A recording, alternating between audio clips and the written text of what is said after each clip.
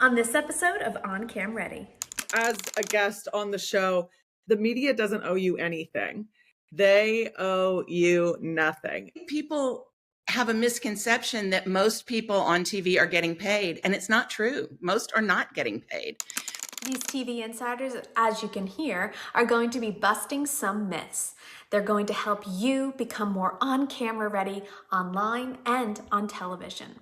Hi, I'm Jamie Maglietta, a TV news veteran with over 20 years experience, and this is On Cam Ready.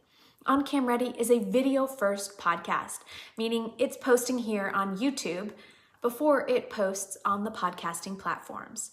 If you're listening on a podcasting platform right now, be sure to check out the YouTube version. And if you're on YouTube, I always appreciate you subscribing. So be sure to do that and like the video. I have really been putting all my effort into making this all about you.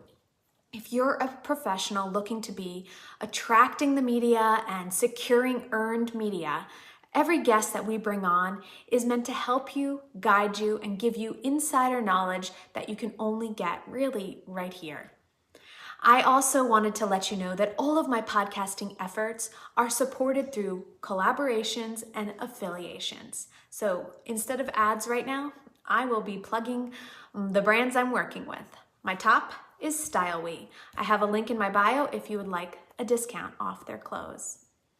I'm also working with a recording platform. So if you are looking to launch your podcast, be sure to check out my platform of choice.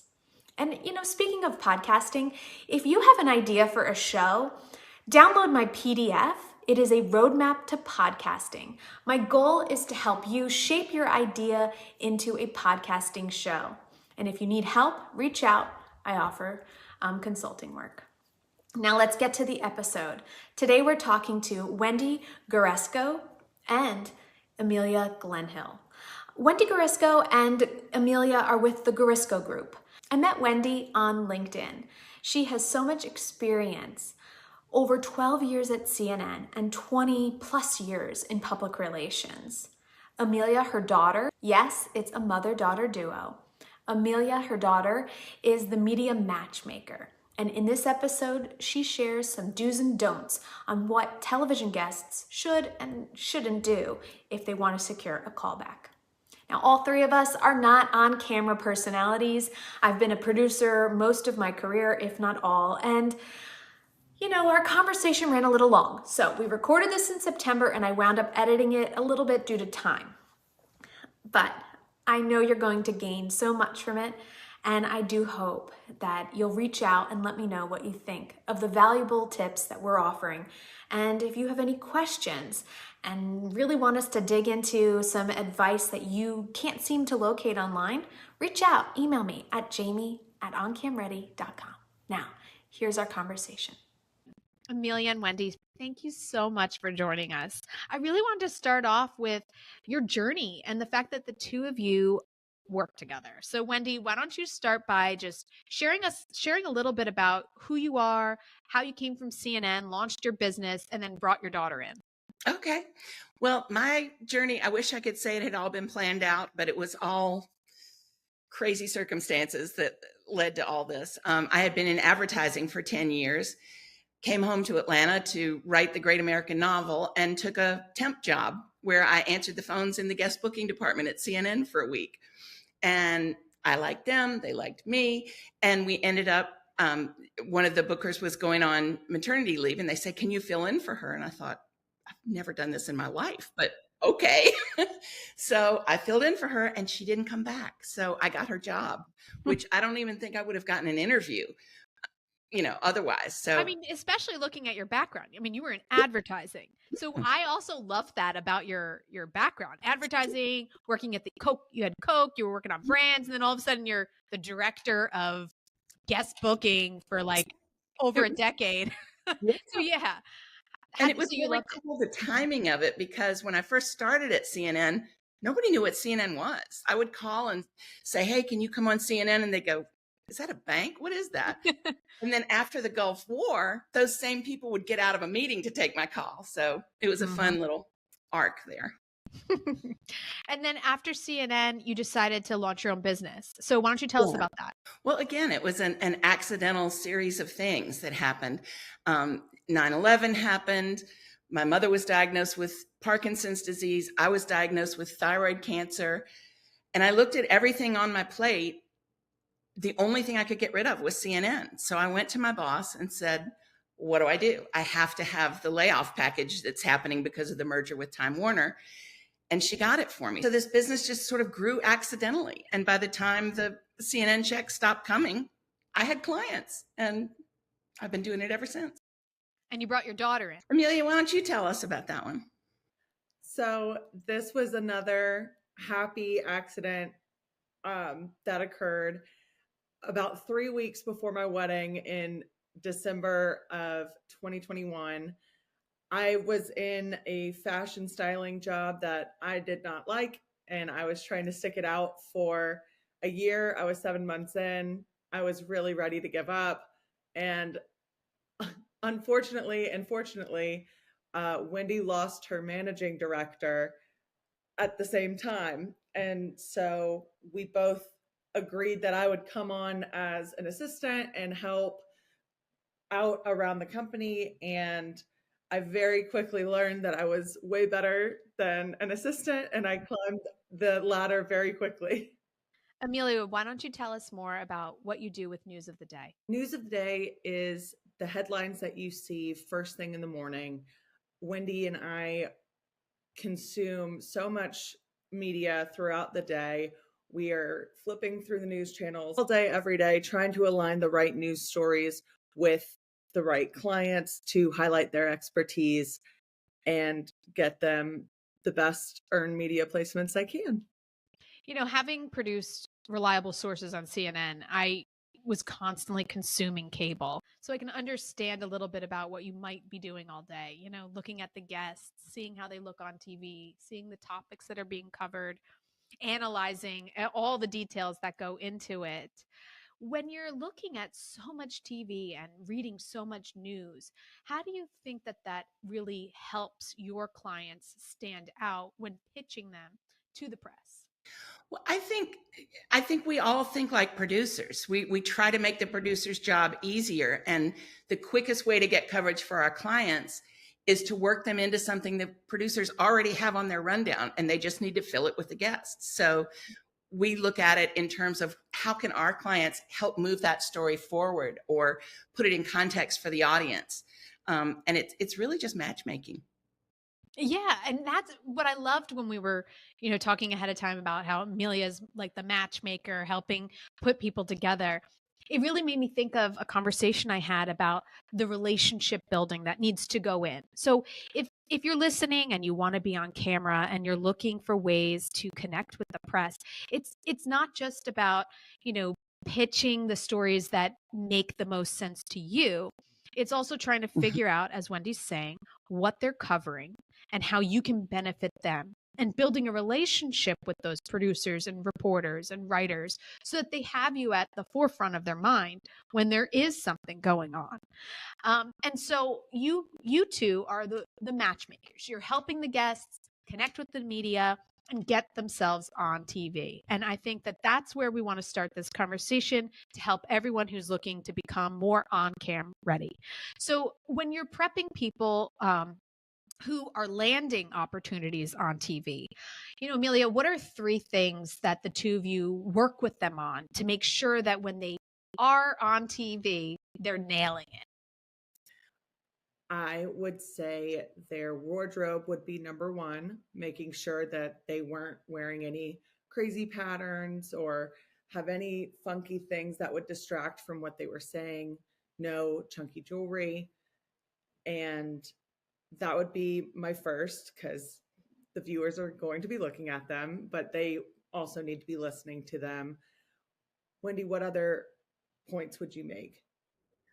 Well, I think you have to know who you're going to be talking to. It's really important. There's some anchors that want to have a lighter conversation where you can, you know, be sort of folksy and whatever. And others are just, they want to get right to the point and be really serious. So you have to be prepared for that and understand the flow of the show, the personality of the show, so that you can fit in the best way possible.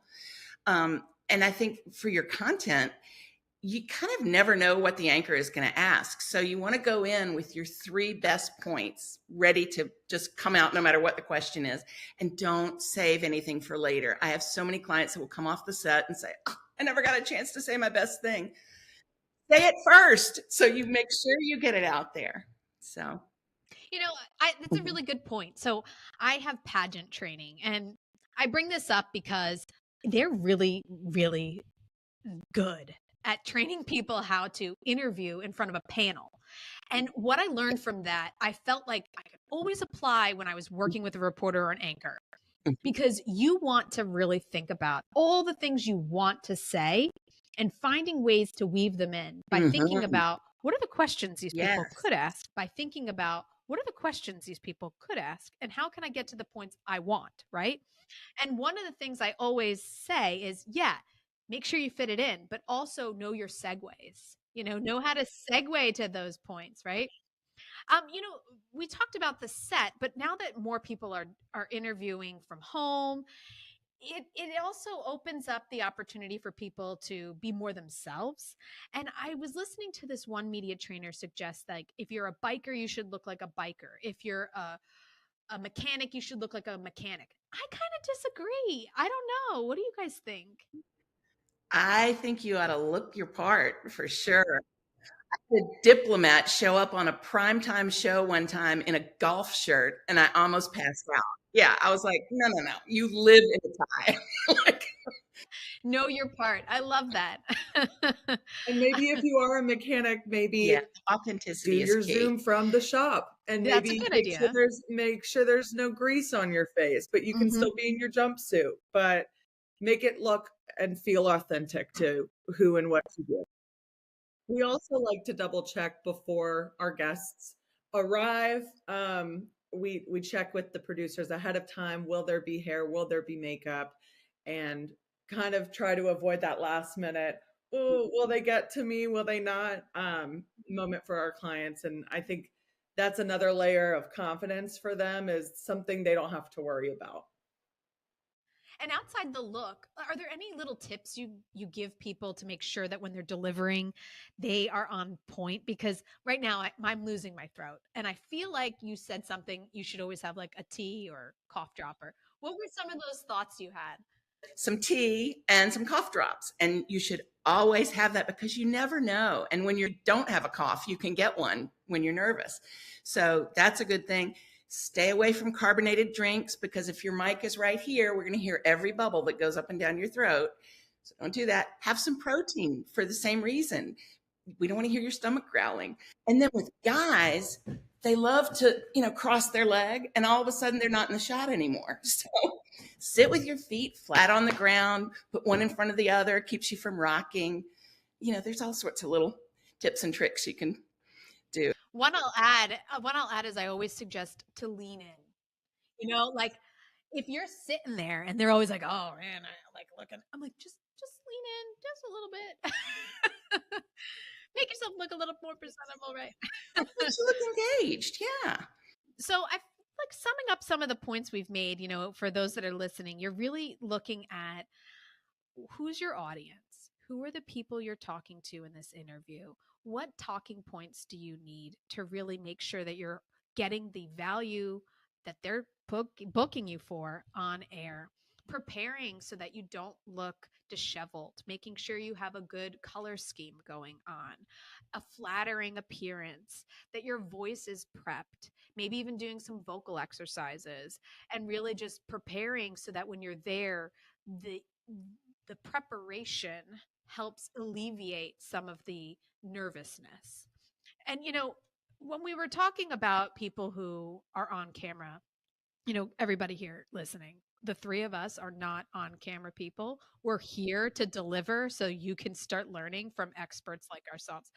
But, and I try to say that often because people think that I was an anchor or reporter. And I'm doing it. But when you're with people in this environment for so many years, I mentioned that Wendy and I both worked at CNN, and we were there for about the same length of time, a long time when you're around this environment and these people, and you're constantly looking at your guests through the lens, you really can provide a strong opinion that will guide and help them. But one of the things that I've always found is that everyone who's on camera, they do want to be there, but there's also a lot of hand holding. So how do you shape people to kind of get over maybe that imposter syndrome or that confidence hurdle that some people face before they are ready and seasoned? That's a tough one because there's a lot of, I was telling you earlier, I think that people that want to be in the spotlight have a pretty healthy sense of self. They've got a pretty strong ego. They're also really fragile and they're scared they're going to mess up and they're scared they're going to get this one chance and they're going to blow it. So a lot of our job is cheerleading and pumping them up and helping them prepare for, what's the worst question they could ask and how are you going to answer it? I think if you're prepared for the worst, you're going to be able to soar to the top and deliver the best. So, and there's so many people on the confidence front that will be on TV and they constantly are making appearances and they're getting the calls and showing up. Now, what some people don't realize is when you have a legal analyst show up, that doesn't necessarily mean they're being paid to show up. That doesn't necessarily mean that their makeup and hair is being provided in all cases, right? So there are these elements that are assumed available that aren't always there. So how do you navigate that with your guests? The makeup and hair is the trickiest one because the makeup artist at the studio, their first obligation is to the anchors. If there's time, then they do the reporters. Then if there's time, they might touch up the guests. So I always say, come camera ready. And if there's time, they'll touch you up, but don't expect this to be your big makeover moment. It's not going to happen. Yeah. I invested in the Dyson Airwrap and I'm not like sponsored by them in any way, but I highly recommend it because I am able to curl my hair in less than 10 minutes. It's just like boom, boom, boom. So anyone listening, if you're like, oh, I always wind up having to do my own hair, look into it. Okay. It's worth the money. Guys too, like they don't think that they need makeup. I'm like, you need powder. Oh, they do. Yeah, you definitely do. And I always tell the men, go to the MAC counter at the department store and tell them you're going to be on TV and they'll give you the powder that's right. They know that it's, one shade darker than usual. Your blush is one shade brighter. Like they know what to do at the store. So, but don't go in there barefaced because you're going to look sweaty and tired and horrible. So.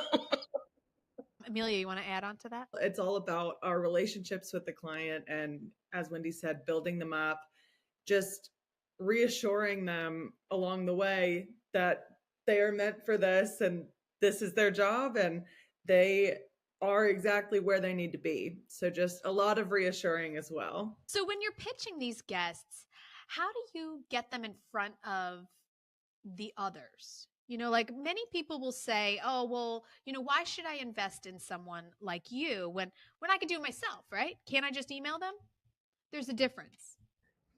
After they try that for a while and they realize that's not working, yeah, I think most of our clients have tried that and realized it does not work. So it's a big job and it's a constant job. You have to just constantly be thinking of the new angle, the new twist, the new show, the new this.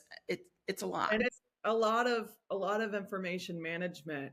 Wendy and myself are constantly on Twitter, on LinkedIn, on all of the socials, kind of stalking our different producers, following them to the different shows they're always going on. So Wendy's been doing this for 22 years. She's grown quite the Rolodex of contacts, and it's very curated and made with love. But we also sometimes can use other resources, such as Muck Rack is one that we love. And I know there's producers who do this where they will scour, just like yourselves, Twitter, Instagram, YouTube, TikTok, and look for potential guests that they can make unique to their own show because they're constantly feeding their content with maybe the same guests and they want to have a variety, right? So it's also good to be putting yourself across multiple platforms and weighing in on the news. So, say Emilia is like, okay, these are the stories of the day, and you're a client. Maybe you should consider putting yourself out there on all these social media platforms, weighing in on this topic, because that will help when the producer goes to look you up and says, oh, that's right. He has a really good point. Let's put him on. I always tell our clients, you can't be a thought leader if no one's following. And I think I can even spot a difference between the clients of ours that have a stronger social media presence, and between the ones that don't. They're the ones getting more hits and more media placements because they're more tapped in. And we have plenty of clients that think they don't need it, but the research shows it's very beneficial. Yeah. You also can't be a thought leader if you're not putting thoughts out there. Like I would pitch guests to my anchor, and if they didn't have any strong thoughts on social, it was like, well, are they relevant? Like, oh, well, I mean, I think they are, but maybe you're right. It just totally deflates the pitch in some cases.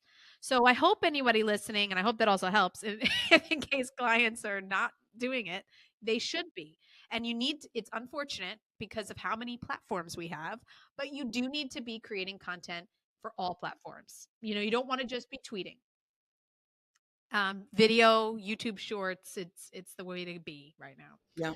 Well, and in all of our pitches, we send out links to the client's social, recent clips, the bio, the website.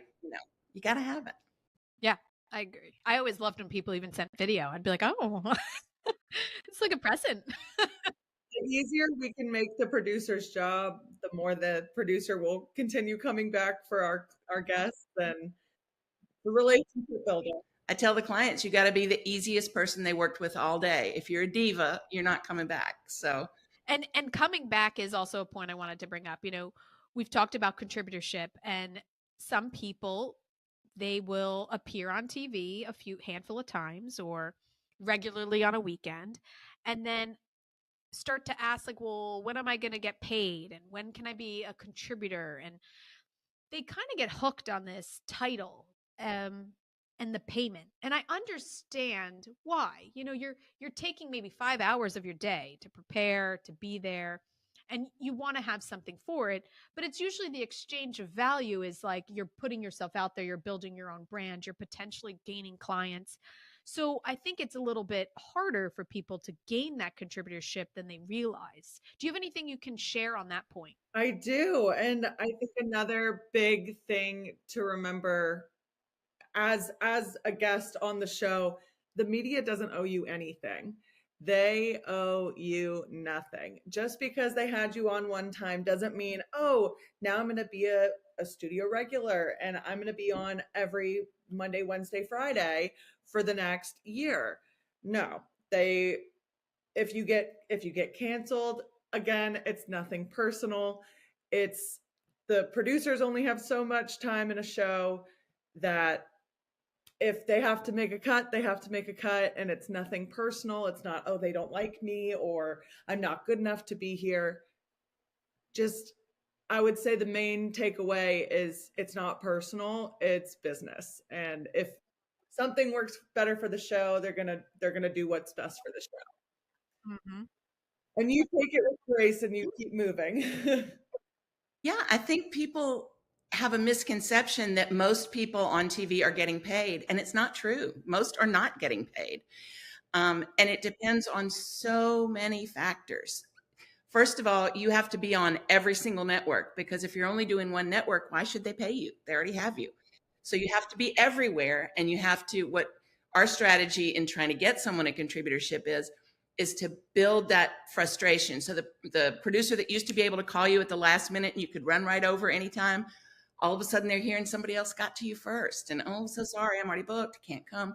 So you build that frustration until somebody says, we really need to put a ring on this person. It's clear they're looking for a home. We better sign them up. So, but even at that point, it's how many people do they already have that do what you do?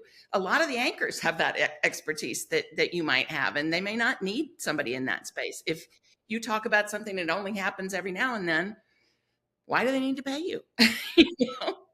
I mean, like during COVID, I found, those infectious disease doctors that had that expertise were becoming contributors. It's like, to your point, if there's a terrorist attack, the terror experts start to become contributors. It's all about why they need you. Okay. That's it. It's not you. It's like, what's that thing? It's not you, it's them, it's me. It really comes down to, if it's not the news, and you're not going to get it. So if you are talking about COVID and we've moved on and we need lawyers talking about Trump, chances are you're not going to get that contributorship.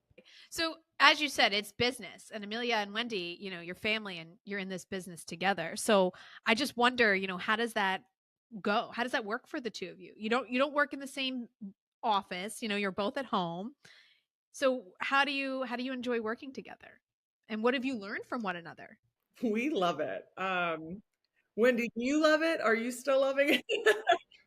And Absolutely. I think something Wendy and I were talking about earlier was generationally, not to show anyone's age or anything, but boomers sometimes will say that millennials are, lazy or entitled, or, they're not ready to be hard workers. But I think I would say millennials helped coin the term or the phrase, work smarter, not harder. And Wendy, coming from the CNN background of always running around with her head cut off and, always trying to be that scrappy person. I love that mentality and I love the hustle of it, but I also think that if there are a little more structure and plans in place, we don't have to do that. And we don't have to always be chaotic. We can have a plan for when that one thing happens, or we just have more of a plan. So I think we both learn from each other and grow from each other every day, and it's very fun. It's very fun. So I would love if we could end sharing, some final thoughts that could help people that are looking at trying to put themselves out there, and just, even if you're reiterating and just want to perfect their on-camera capabilities, either across social or if they're making a TV appearance. So, and just give us like your 3 final thoughts that could help people. I think just constantly thinking about how you can help the viewers of the show, and what can you teach them, what can you give them, all of that. And just remember that it's a conversation when you're on air with the anchor. It's a conversation. It's not a trick question. They're not trying to trick you. And just getting comfortable with the uncomfortable and knowing that you are capable and able to do it. Just keep your head held high, and you're on the air for a reason. You are the expert. Mm-hmm. And on that point, a lot of individuals saying, linear's pulling back, linear's dying. Doesn't mean linear's going, it doesn't mean the shows are going away. I was watching, CBS News on Alexa, and it was not the same as what's on cable. So I almost feel like there's more media. Are you guys feeling that? There's absolutely so many different, it's very hard to keep up with. Streaming to cable to YouTube Shorts to Reels to TikToks. Like, you have to be insanely plugged in to keep up with the media, because it's forever changing and there are forever new platforms coming about, and just staying on top of all of it is a lot to keep up with. And that's why they have you guys, right? Well, my favorite is they're often surprised that we get paid for what we do. Imagine that. And so they'll say things like, well, I don't have any money now, but can I pay you a percentage of my book sales? Or can I pay you when my product gets off the ground? No, that is not how it works. You can't go to Walmart and buy all the ingredients to make a pie and tell the cashier you'll be back when the pies sell. Like, it does not work that way. So thank you so much for joining us and sharing your expertise. And everyone listening, just remember, check out the description and there will be a link to their website and more information about our guests. And be sure to check them out and follow us, on YouTube as well as on this podcasting platform so that you can get any additional content that may come out after this launches. So thank you so much. And I'll see you guys online.